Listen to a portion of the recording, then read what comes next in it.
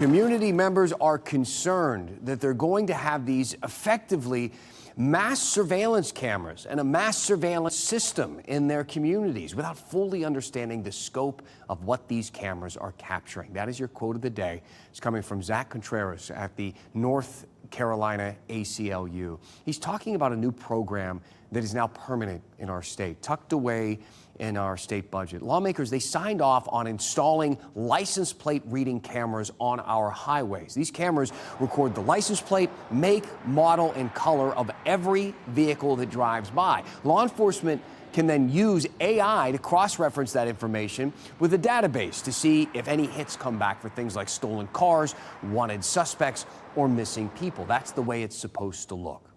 But there's a bit of a mixed reaction to all this. You see, you have law enforcement, and they're talking about how helpful this technology is, which kind of seems obvious. Then you have civil rights groups like the ACLU worried about privacy, also kind of obvious. They both have pretty good points. Law enforcement in Florida, well, they credited the cameras for helping them to arrest a former Chapel Hill cop. Remember this story? Accused of plotting to shoot up a jazz festival. I'd say that's a pretty big one in the pro column for this technology. But the system's not perfect. In North Carolina, the cameras also misidentified a woman in Fayetteville, leading to her getting arrested by mistake, and then the city having to pay her $60,000 to say sorry. Obviously, a knock in the con column. Take Los Angeles. A watchdog group there found the cameras actually helped recover more than 330 cars. But also in Los Angeles, the city is renegotiating its contract for those cameras because the city is worried that the company that runs them is storing too much data. Why would they want to keep all that data? Who knows?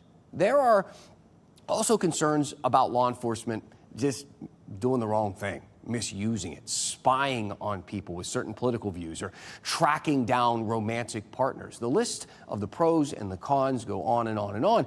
The examples of police using the cameras for good and instances where they may not have. I talked with WRAL State Government reporter Will Doran to find out what's being done to address the concerns.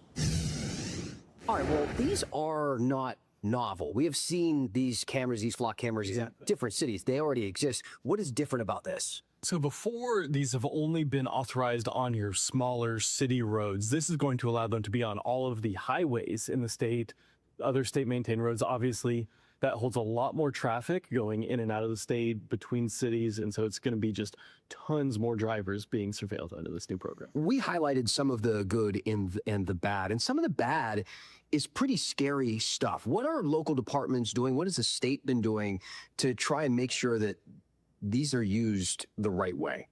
Well, the state law that just passed has basically no safeguards, no regulations for how this is used. It just says that the individual agencies have to come up with some sort of policy. But what the policy says is totally up to the individual agencies. So take Raleigh, for example. I've looked at a few of these policies. Raleigh says, look, these cameras aren't always perfect. They can get stuff wrong. So officers, you need to not just arrest somebody based on what the camera tells you to do. You actually need to use your eyes and make sure that this is right. But a lot of other agencies whose policies I read don't say anything like that at all. And when some of those things happen, and just the general controversy that surrounds this technology to begin with, I've seen cities sometimes think it's a good idea, then change their mind, and they take the cameras away. Is this a done deal in the state? Is this moving forward? It's happening? This is definitely a done deal in the state. Individual cities sure could change their minds still, but even opponents of this who've spent years fighting it admit that they have lost now. And they have moved on from trying to stop this to now trying to just install stronger safeguards, more protections for civil liberties, stricter policies for the individual agencies, things like that. When will we begin to see these cameras pop up on our highways? It could start immediately. It just depends on how quickly they can get the contracts done with Flock or whatever other companies they choose to work with.